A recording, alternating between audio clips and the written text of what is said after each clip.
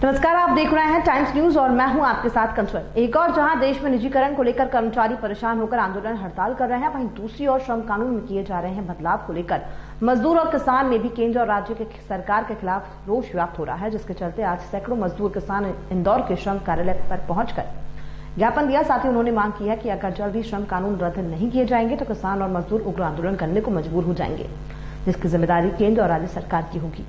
देश भर में कोरोना में लाखों नौकरियां चली गई और सरकार ने नए श्रम कानून को लाकर मजदूरों की कमर तोड़ने का काम कर रही है।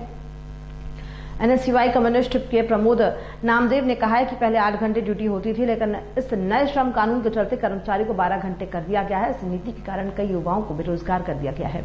साथ ही उन्होंने कहा है कि कर्मचारी यूनियन भी नहीं बना सकता है इस कानून के तहत और न ही अधिकारियों को अपनी मांगे रख सकता है। वहीं सरकार लेबर कोड में भी जल्द खत्म करने की तैयारी में है।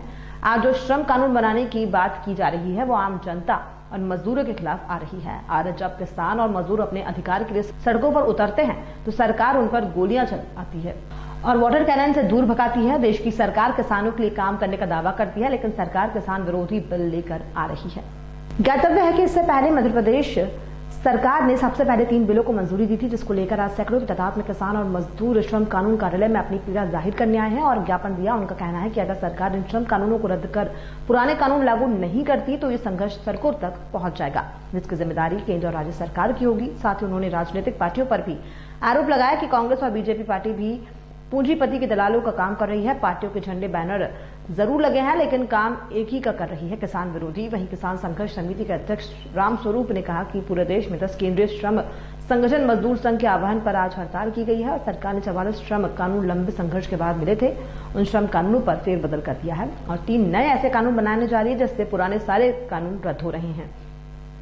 इसको लेकर देश के सभी मजदूरों में रोष व्याप्त हो गया है। वहीं दूसरी ओर किसानों के लिए 3 बिल लाए गए हैं, जिससे इस बिल प्रदेश की मंडियां खत्म हो जाएंगी। हमने देखा है कि जिस तरीके से आप जानते हैं कि आज हमारे देश भर के अंदर ये कोरोना जो पीरियड चला, इसमें लाखों लाख नौकरियां चली गई लोगों के अंदर, लेकिन हमारी देश की सरकारों ने, वो केंद्र की सरकार और प्रदेश की सरकारों ने बैठ के जितने भी श्रम कानून थे उनको खत्म कर दिया।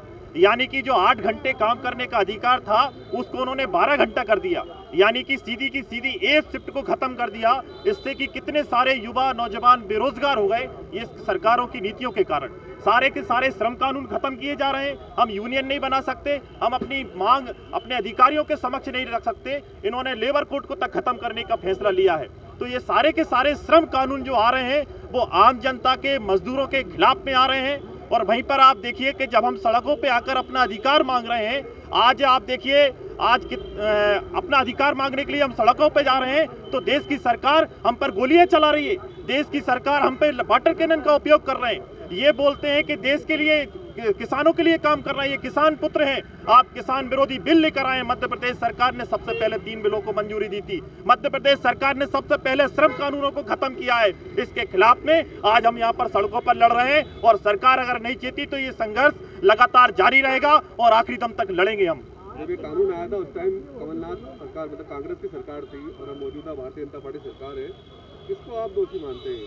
देखिए, ये सारी की सारी जो कांग्रेस हो या भाजपा हो या तमाम पार्टियां पूंजीपतियों की दलाली कर रही हैं, सीधी सी मजदूर विरोधी नीतियां लेकर आ रही हैं। पिछली सरकार ने भी यही किया था। कांग्रेस सरकार के टाइम पे भी हमने आंदोलन किए, धरना किए कि कम से कम आप इसमें लागू, लेकिन उन्होंने भी इसको लागू किया, उन्होंने भी उसी तरीके की नीति लागू की और देश की जो सरकार थी भाजपा सरकार, उन्होंने भी इन नीतियों को लागू किया। इसलिए हम मानते हैं कि सारे के सारे झंडे बैनर अलग हो सकते हैं इनके, लेकिन सारे की सारी पार्टियां एक ही और एक ही इंटरेस्ट के लिए काम कर रही है, पूंजीपतियों के लिए। आपका परिचय दीजिए। मेरा आज पूरे देश भर में 10 केंद्रीय श्रम संगठनों के आह्वान पर मजदूरों की हड़ताल है। मोदी सरकार ने 44 श्रम कानून जो लंबे संघर्ष के बाद हासिल किए गए थे, उन श्रम कानूनों में फेरबदल किया है और 3 ऐसे कानून बना दिए गए हैं कि पुराने सारे कानून रद्द हो रहे हैं। इसके खिलाफ मजदूरों में आक्रोश है। दूसरी ओर किसानों के लिए 3 बिल लाए गए हैं। इन 3 बिलों से देश की सारी मंडियां खत्म हो जाएगी। ठेका पद्धति से पूंजीपतियों का खेतों पर कब्जा हो जाएगा। इसके खिलाफ देश भर के किसान आंदोलित है और दिल्ली की तरफ बढ़ रहे हैं। कई जगह उत्तर प्रदेश की सरकार ने, हरियाणा की सरकार ने और मध्य प्रदेश की सरकार ने उन्हें दिल्ली पहुंचने से 100-200, 500 किलोमीटर दूर ही रोक लिया है, लेकिन वे आगे बढ़ रहे हैं। इंदौर से जो 24 तारीख को जत्था जिसका आपने कवरेज किया था, वह 24 तारीख का जत्था गुना ग्वालियर होते हुए आगे बढ़ा है, लेकिन आगरा के आगे योगी सरकार ने उसे रोक लिया है। वहीं पर मेघा पाटकर भूख हड़ताल कर रही है। क्या मांगे आपकी सरकार से? तीनों कृषि बिल रद्द होना चाहिए और श्रम कानूनों में जो बदलाव किए गए हैं वो रद्द करके पुराने श्रम कानून लागू होना चाहिए, ये मांगे हैं। और इसी को लेकर मजदूर और किसान हड़ताल कर रहे हैं, आंदोलन कर रहे हैं। यदि इसी तरह से सरकार की तानाशाही चलती रही तो निश्चित रूप से मजदूर और किसान आगे उग्र आंदोलन के लिए बाध्य होंगे, जिसकी जिम्मेदार मध्य प्रदेश की और दिल्ली की सरकार होगी। आपका पूरा नाम बताइए। राम स्वरूप मंत्री, मैं किसान संघर्ष समिति मध्य प्रदेश का अध्यक्ष हूँ।